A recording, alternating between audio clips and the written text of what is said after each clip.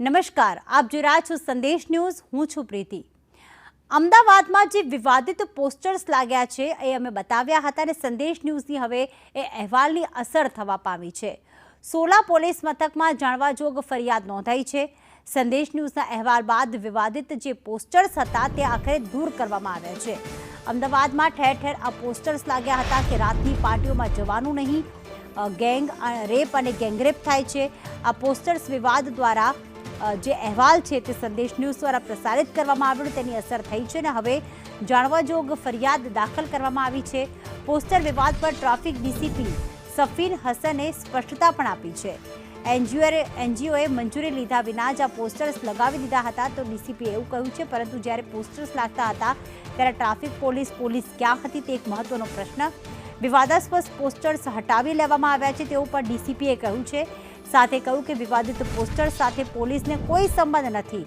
ભલે એનજીઓએ મંજૂરી ન લીધી હોય, પણ જ્યારે પોસ્ટર્સ લાગતા હતા ત્યારે પોલીસ ક્યાં હતી એક સવાલ. 4 થી 5 વિસ્તારમાંથી 10 જેટલા બેનર્સ જે છે તે જપ્ત કરવામાં આવ્યા છે. બેનરમાં થયેલા આક્ષેપ સાથે કોઈ લેવા દેવા નથી. મહિલાઓને એકલા કોઈ સ્થળે ન જવા બાબતે, પાર્ટી ન કરવા બાબતે જેવા વિવાદાસ્પદ ટિપ્પણીઓ એની અંદર કરવામાં આવેલી, જે મીડિયાના માધ્યમથી અમદાવાદ શહેર પોલીસના ધ્યાને આવતા માનનીય પોલીસ કમિશનરશ્રીએ તાત્કાલિક એનું સંજ્ઞાન લઈ અને તમામ બેનર્સ જે છે જપ્ત કરાવવાની કાર્યવાહી કરેલી છે.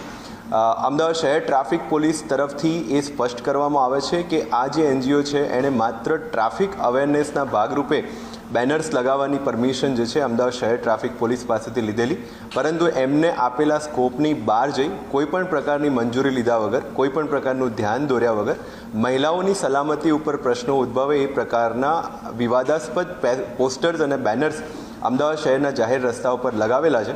જે બાબતે અમદાવાદ શહેર પોલીસ એવું સ્પષ્ટ કરવા માગે છે કે આ જે બેનર્સ લાગવામાં આવ્યા છે એનાથી શહેર ટ્રાફિક પોલીસ અને અમદાવાદ શહેર પોલીસને કોઈ લેવા દેવા નથી. એમાં મહિલાઓ માટે અમદાવાદ શહેરને મહિલાઓ માટેનું સૌથી સુરક્ષિત શહેર જાહેર કરવામાં આવ્યું છે અને અમદાવાદ શહેર પોલીસ નિર્ભયા સેફ સિટી અંતર્ગત અને એમના અન્ય કાર્યો થકી અમદાવાદને મહિલાઓ માટે સૌથી સુરક્ષિત શહેર બનાવવા માટે પ્રતિબદ્ધ છે.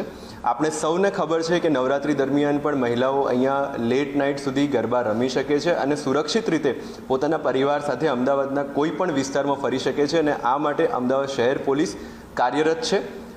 કોઈ પણ પ્રકારના આ જે બેનર્સ છે એની સાથે અમદાવાદ પોલીસને કોઈ જ દૂર સુધીનો સંબંધ નથી.